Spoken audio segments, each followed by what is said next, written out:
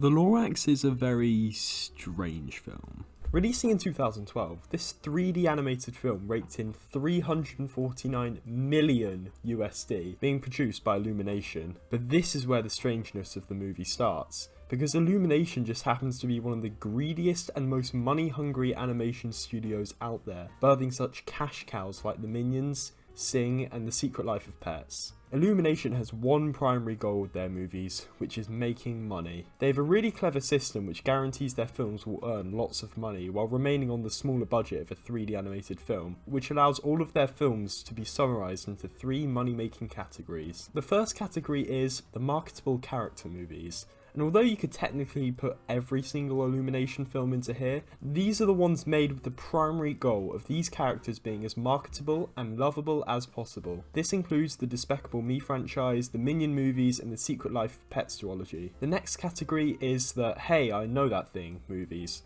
which are designed so that they can advertise these movies with hip trends, songs, and even celebrations, so that when the audience watches the advertisements or sees this film, their neurons connect in their brain and they go, hey, I know that thing. These include the Sing movies with their popular songs, and extending out to the monstrosity known as Hop, geared towards kids wanting to see something seasonal during Easter. The final category is the popular franchise adaptation movies, which quite obviously take popular franchises and adapt a movie out of them, so that the audiences who enjoy those franchises are more likely to watch and enjoy the thousands of references crammed in. This has been done with their most recent film, the Super Mario Bros. Movie, as well as The Grinch, and finally, The Lorax. But The Lorax is a strange one to this category, because unlike the huge global phenomena of the Super Mario Bros. And The Grinch, with characters and settings that have been adapted and used for years and have had their own films in the past, The Lorax was just a decently successful Dr. Seuss book. There's plenty of other Dr. Seuss books that are much more popular that they could have adapted into a film, such as Cat in the Hat or Green Eggs and Ham, but for some reason they chose The Lorax. The original Lorax story was a message to the younger generation about the destruction of our environment and an inciting to save the trees, and its clear anti-consumerism and anti-pollution views being very prevalent, something Dr. Seuss obviously felt very strongly about. So why would the greediest, most merchandising, consumerist animation studio go out of their way to adapt this book, criticising everything they were built on? Sheer ignorance? I'm going to admit it straight. I don't have an answer, but the fact this movie was even made is absolutely hilarious yet incredibly sad at the same time. I'm going to go over every single way this company managed to ruin the heartfelt nature of this environmentalist book. Firstly, let's look at the main protagonist of this film. His name's Ted.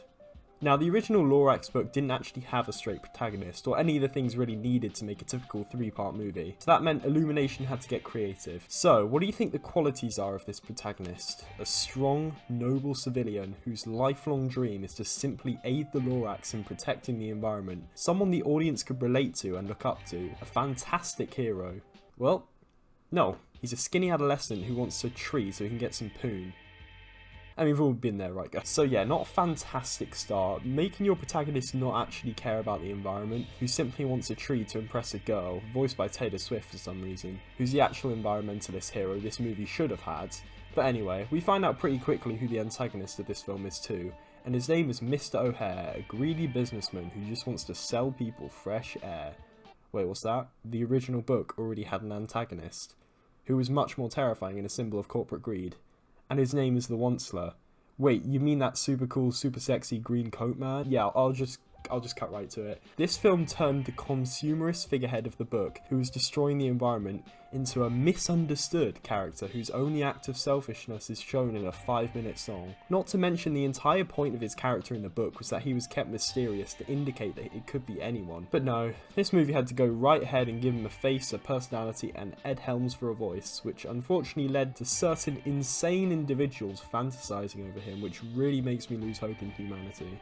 The 5-minute song I mentioned earlier, How Bad Can I Be, was actually replacing another song they had originally intended to use, called Biggering, a much better and more epic song which, get this, was cut because it felt too critical of the company itself. You see what I mean when I say this film is weird? The company creating it goes out of its way to make a movie criticising what their company is all about, but then sometimes just decides to remove a good song because that was apparently too critical of the company. The final part of the movie itself I have to talk about is the ending. In the book, the ending was kept a mystery in order to encourage the reader that they needed to take action. The trees are currently being cut down and they're not stopping. You know, that's what the book is for, making the reader want to make a change to the environment. But the movie is for making dosh. So, of course, in the typical kiddie flick fashion, the movie ends with Ted Bundy planting a tree, the townspeople singing a song, this kid shaking his ass, and everything is a paradise now. Hooray, now time to drink some orange juice out of my sippy cup. Okay, I finished talking about the movie. Surely there's nothing else to talk about. Well, just one more thing. The advertising for this movie was once again very strange. Illumination wanted to partner up with other companies in order to spread the word and make TV adverts linking these brands with the Lorax. The adverts would typically consist of the brands being incorporated somehow into the Lorax world, with the animals and the Lorax talking about how great this fantastic product is. So what sort of products do you think they would feature in these adverts? Well, I don't think anyone guessed a gas-powered car. The animators sat down, spent hours animating a gas-powered car driving through the beautiful Lorax world, made all the animals in the Lorax talk about how it was Truffle Tree approved, and not once did they ever think, this is pretty hypocritical to what the message of this movie is. The fact this happened and it went to air and Illumination still didn't see an issue with it is honestly hilarious and baffling to me. Overall, this movie is just a colossal, misunderstood disaster adaptation created by who else but Illumination that to this day makes me baffled to even think that not one person questioned its creation process or stopped to think that maybe it wasn't the best idea. I think it's very safe to say that The Lorax is an incredibly peculiar movie that should be remembered in the history books because of how hilariously bad it is. But do you want to know the strangest part of it? It features Danny DeVito.